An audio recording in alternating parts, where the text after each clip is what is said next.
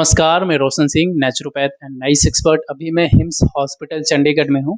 आज मेरे साथ डॉक्टर मंजीत है, तो इनसे आज कुछ जानेंगे किडनी पेशेंट के लिए, उनके लिए कुछ टिप्स जानेंगे कि वो घर पे अपना ट्रीटमेंट कैसे कर सकते हैं।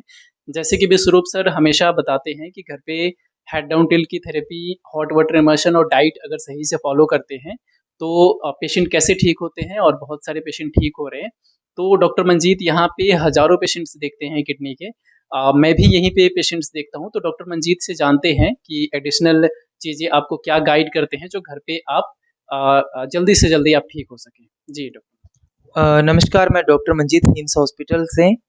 जो पेशेंट घर पे हैं और थेरेपी अफोर्ड नहीं कर पाते हैं, तो वो क्या कर सकते हैं, घर पे रह के ही हॉट वाटर इमर्शन थेरेपी कर सकते हैं। यानी कि 40 से 41 डिग्री टेम्परेचर पे आपने गर्म पानी की टब में बैठना है।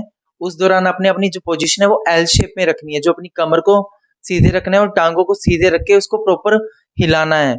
और साथ में आप अपने नाक के आगे एक फैन रख सकते हैं और सर पे गिरे तौलिए का टॉवल रख सकते हैं।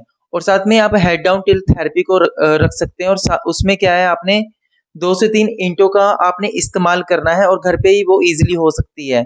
और साथ में जैसे कि इन्होंने बताया कि डाइट का अहम रोल है। डाइट आपकी कैसी रहेगी कि आपने जैसे 12 बजे तक आपने सिर्फ़ फ्रूट्स का 2 से 3 सीज़नल फ्रूट्स का सेवन करना है और साथ में मिलेट्स का उपयोग करना है और साथ में सैलेड का इस्तेमाल करना है। और साथ में किडनी पेशेंट के साथ एक कॉम्प्लिकेशन आता है कि उनका यूरिन आउटपुट बहुत ही कम हो जाता है, क्योंकि किडनी की अपनी फंक्शनिंग थोड़ी स्लो हो जाती है उस दौरान। तो उस केस में आप गोक्षुर एक हर्ब है, आप उसका इस्तेमाल कर सकते हो। आप उसको काढ़े के रूप में इस्तेमाल कर सकते हैं। जी डॉक्टर साहब, बहुत सारे पेशेंट्स की क्वेरीज होती है कि उनका क्रेटिनाइन बढ़ जाता है और वो घबरा जाते हैं, उनके लिए क्या कहेंगे? जैसे कि जो क्रेटिनिन है वो वेस्ट प्रोडक्ट है हमारी मसल्स का। तो अगर आप ये थेरेपी कर रहे हो और उस दौरान आपका क्रेटिनिन लेवल बढ़ गया है, तो आपको घबराने की ज़रूरत नहीं है। बेसिकली जो क्रेटिनिन का जो वैल्यूज़ है, ये लैब टू लैब वैरी करती है और इसे बनाता कौन है? लैब वाले। ये हर पेशेंट का पैरामीटर अलग होता है। तो जब भी आप गर्म पानी की टब में बैठते हो, उस दौरान जो आपका ब्लड फ्लो है, जो आपका स्किन की परमेबिलिटी है, वो चेंजेस होते हैं। और साथ में जो आपका क्रेटिनिन है, वो आपकी मसल से आपके ब्लड में मिक्स होना शुरू हो जाता है। और जो आपका ब्लड का सैंपल होता है, हम ब्लड से ले रहे हैं। क्रेटिनिन आपके ब्लड में मिक्स है, तो वो बढ़ा हुआ मिलेगा उस दौरान आपको। और जो आयुर्वेद का प्रयोजन है, हमने चीज को एग्रीवेट करके बाहर निकालना है, हमने उसे सुप्रेस नहीं करना है। तो निकलने से पहले एक बार एग्रीवेट हो सकता है, तो उस केस में आपको घबराना नहीं है। आपने थेरेपी को 3 से 4 महीने कंटिन्यू करना है, क्योंकि जो आपकी आरबीसी सेल्स हैं, रेड ब्लड सेल्स हैं, उसको भी 80 से 120 दिन लगते हैं थोड़ा रिवर्स होने में, थोड़ा चेंज होने में। तो आपने उस केस में घबराना नहीं है। जी, जी। तो बेसिकली जैसे आपने बताया कि अगर किसी का क्रेटिनाइन बढ़ जाए तो घबराने की बात नहीं है।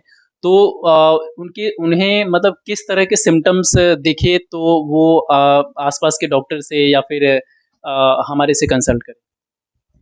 देखो ऐसा है, अगर किडनी के पेशेंट है, उसको बेसिकली यूरेमिक सिम्टम्स बोलते हैं। उसमें क्या-क्या सिम्टम्स आ सकते हैं? पेशेंट को बहुत ज़्यादा इचिंग हो सकती है, पेशेंट को बहुत ज़्यादा सांस लेने में तकलीफ हो सकती है, पेशेंट के पैरों में पानी भर सकता है यानी कि सूजन हो सकती है, पेशेंट के पेट में पानी भर सकता है जिसे हम एसाइटिस बोल देते हैं, पेशेंट के फेफड़ों में पानी भर सकता है जिसके कारण सांस लेने में दिक्कत, जिसे हम प्लूरल एफ्यूजन बोल सकते हैं।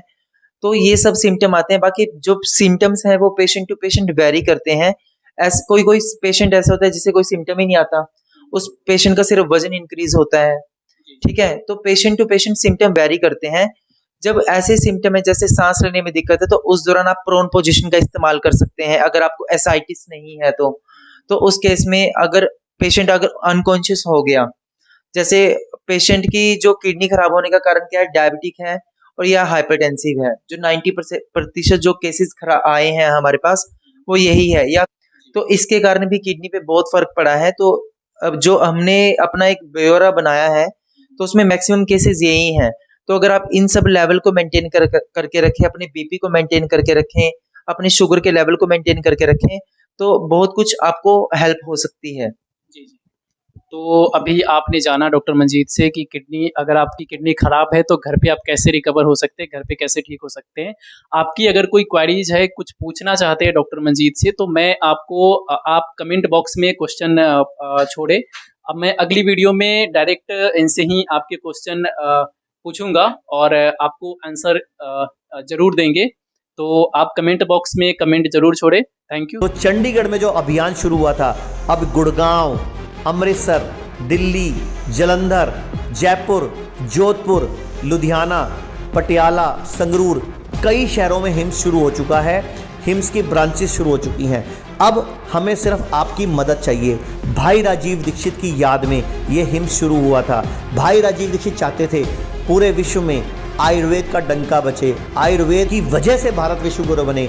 हमें आपकी मदद चाहिए। हर किडनी पेशेंट, लीवर फेल के पेशेंट और कैंसर के पेशेंट तक इस वीडियो को पहुंचाइए और भारत को विश्व गुरु बनाने में हमारी मदद कीजिए। धन्यवाद। जय हिंद।